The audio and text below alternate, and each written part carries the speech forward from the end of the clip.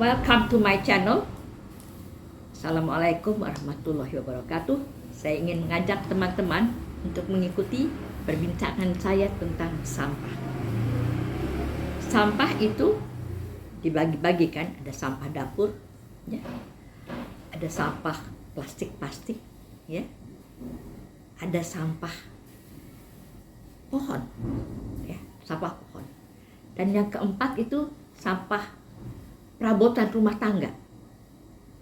Itu juga mesti termasuk sampah. Jadi bukan hanya plastik atau sampah dapur, tapi pohon juga. Sampah itu kalau kita mau buang sampah itu kita atur dong ya. Misalnya sampahnya berupa plastik ya, itu kita kumpulkan jadi satu. Dari dalam rumah itu udah kita kumpulkan sampah plastik, botol plastik itu yang pemulung suka ngambil, itu kita kumpulkan. Kalau mereka lewat kita kasih, atau kalau di kompleks ya ada truk sampah datang saben hari, kita kasih juga, tapi dalam keadaan rapih. Ada sampah plastik, ada sampah dapur. Jadi sampah itu mesti kita sadari dari dalam rumah, bukan sesudah di jalan baru atau sudah di luar rumah baru kita pikir wah ini sampah gitu. Tidak, sampah itu sudah harus kita atur dari dalam rumah. Dari dapur kita mesti lihat mana yang sampah plastik dan mana yang sampah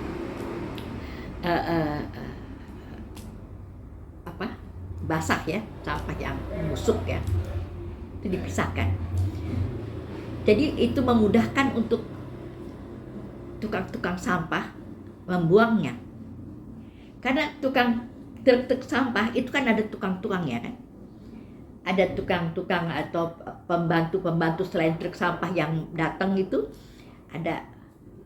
Mereka itu kalau ada plastik itu oleh mereka dibongkar lagi. Barangkali ada sampah plastiknya yang berharganya itu masalahnya. Oleh mereka dibongkar lagi sampah-sampah dapur itu, ya. Yang saya lihat ya begitu. Ini bicara rumah-rumah yang teratur ya. Artinya bukan rumah yang tidak mempunyai organisasi truk sampah ya. Ini rumah-rumah yang punya organisasi sampah. Biasanya RT, RW yang mengelolanya. Ada truk sampah atau enggak ada kereta dorong, ada gerobak dorong ya. Itu dia yang memunguti sampah. Jadi dari situ kita sudah bisa memilah mana sampah plastik, mana sampah yang berharga untuk pemulung. Kita juga kasih karton-karton, kita pisahkan daripada sampah yang membusuk.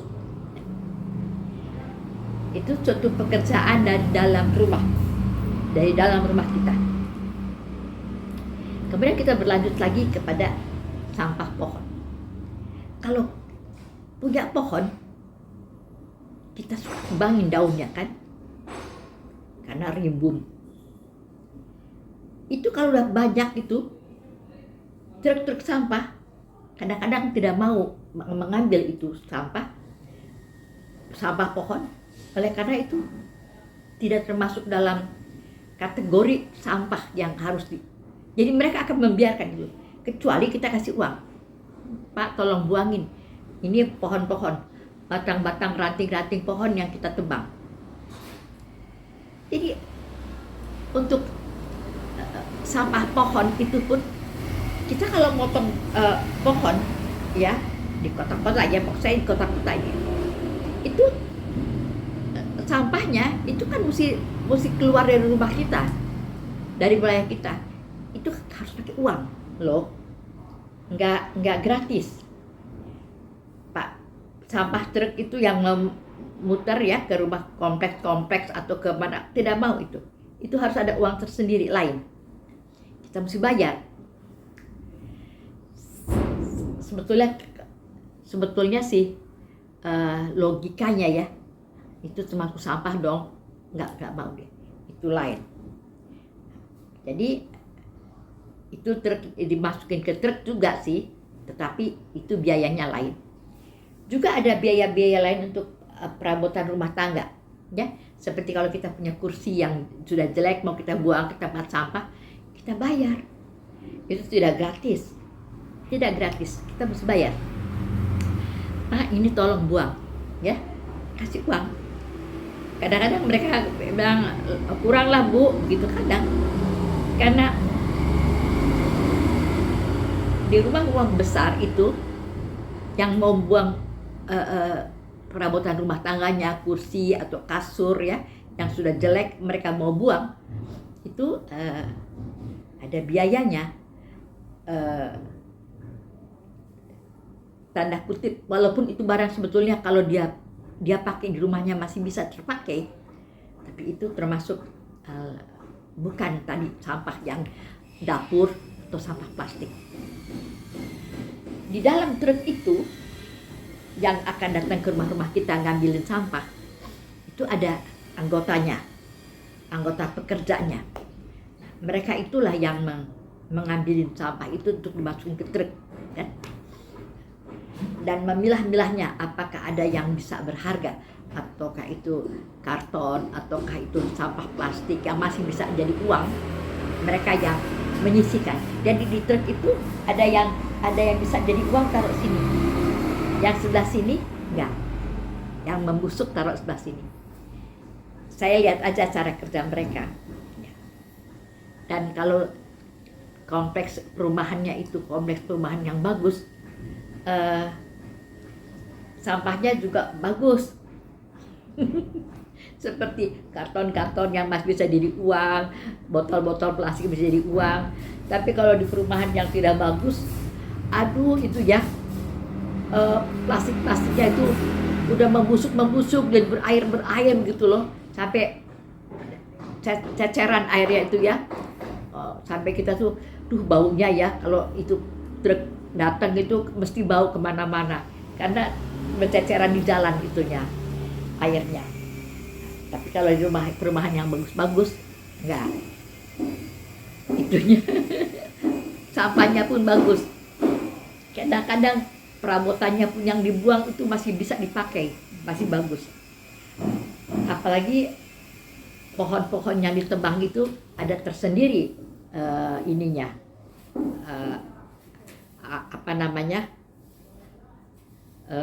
barisan yang mengambil sampah pohon-pohon. Untuk perumahan yang elit itu ada tersendiri dia mengambil pohon-pohon itu. Jadi beda ya. Sampah-sampah itu kita lihat aja yang di Bekasi itu, sampah-sampahnya dibuang di pinggir sungai. Paling enak bantaran sungai itu buat buang sampah, paling enak. Karena kita terus dia agak ada space ya, ada ruang, ada lahan buat kita buang. Dan dengan catatan nanti kalau ada hujan, sampah itu akan terbawa oleh hujan. Dia nggak mikir bahwa akan macet. Tapi sampah itu, nah begitulah pemikirannya. Kalau yang dia di PJT Bekasi itu kan begitu mereka. Sampai terlihat dia shoot truk sampah dari perumahan yang membuang sampahnya itu di pinggir itu. Mereka nggak akan membuang itu di Bantar Gebang tempatnya, jauh. Walaupun sama-sama Bekasi, Bantar Gebang dengan Tambun agak jauh, ya, jauh. Termasuk jauh lah, barangkali ada 60 kilonya, gitu ya. Jadi ini perkara sampah ini itu tidak praktis seperti itu. Kebanyakan banyak sekali orang-orang dia naik motor, ya, dia bawa plastik, ya, plastik sampah. Dia bawa plastik sampah, lantas dia seperti orang yang pulang ke pasar atau pergi bepergian ada plastik yang bawaan. Itu ketemu bantar sungai, dibuang aja begitu. dibuang aja begitu. Kalau enggak dia ketemu suatu lahan gedung yang tidak bertuan, sepertinya tidak ada penjaganya, dia lempar aja ke balik tembok. Itu orang-orang yang naik motor itu, yang bawa plastik itu, yang isinya sampah, itu gitu rata-rata tanpa ada rasa bersalah, rasa aku melakukan sesuatu yang tidak bagus, tidak. Itu udah harian mereka. Mereka pergi lari sedikit ke satu lahan yang tidak bertuan, biasanya bantaran sungai ya, dibuang aja begitu. Sedangkan kalau bangsa perabotan rumah yang mesti dibuang, taruhlah kita misalnya buffet yang sudah tidak kita pakai lagi karena ada rayapnya kan, itu dia nggak mau kasih uang ke tukang sampah, Pak, tolong buangi dong ini apa, saya perabotan saya ini agak berat sih, jadi saya mesti bayar besar. Dia bayar, tapi kalau dia bayar kan uangnya, jadi dia bawa aja itu ke pinggir sungai, dia buang aja itu kasur pinggir sungai. Saya lihat dengan mata kepala sendiri, dan saya lihat itu di sungai itu ada kasur yang mengapung, ya. Jadi itu sebabnya semua ini harus dibenahi, harus disadari dari dalam rumah, ya. Bagaimana kita mengatur sampah dan bagaimana sampah itu harus saben hari terangkut keluar dari rumah kita. Jadi diorganisasikan, diatur oleh RT RW untuk membawa sampah-sampah itu dari rumah ke rumah saben hari. Yang paling berat itu kalau sampah-sampah pohon, ya. Kan ada kayu pohon daun-daun yang udah kering itu ya, karena ulama nggak diangkat-angkat, lalu yang kering-kering itu, atau enggak juga ada sampah-sampah yang nggak diangkat-angkat gitu ya. Terus ada ide untuk membakar sampah itu, dibakar di depan rumah atau di jalanan, asapnya kemana-mana, ya. Itu dilakukan saben hari. Jadi itu mengganggu pernapasan dong. Caranya mereka bakarnya malam-malam. Malam-malam dia bakar sampahnya. Dan mereka itu tidak bisa ditegur. Kalau ditegur, mereka marah, gitu kan. Saya mesti buang sampah ini, tapi tukang sampah saya nggak datang atau bagaimana, dia bakar aja sampahnya, sampah pohon ya. Jadi agak itu bukan sampah pohon yang saya alami. Mereka itu membakar sampah-sampah pohon dengan tidak merasa bersalah, bakar aja gitu.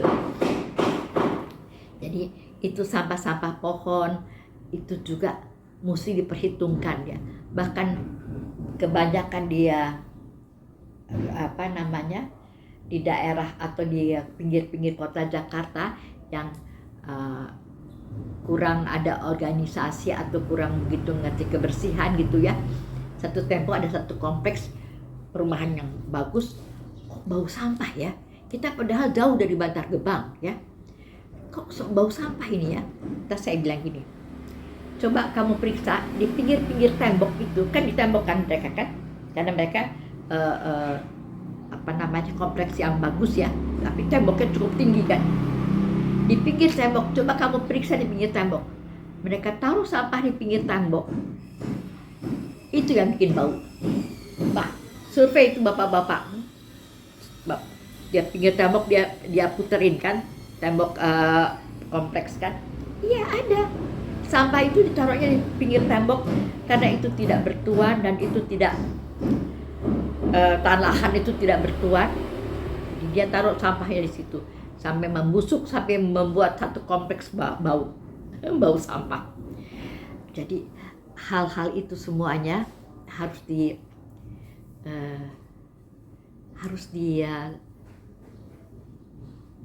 bongkar ide, pemikiran, mindset ya daripada orang-orang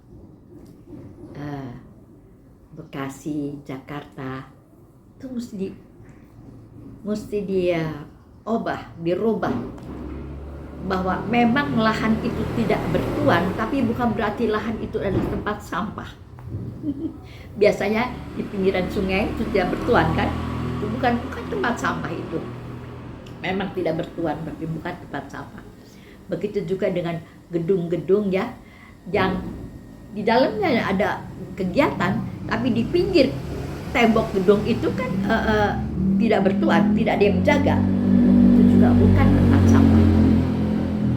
Jadi saya kira sekian aja ya cerita saya tentang sampah. Semoga bermanfaat.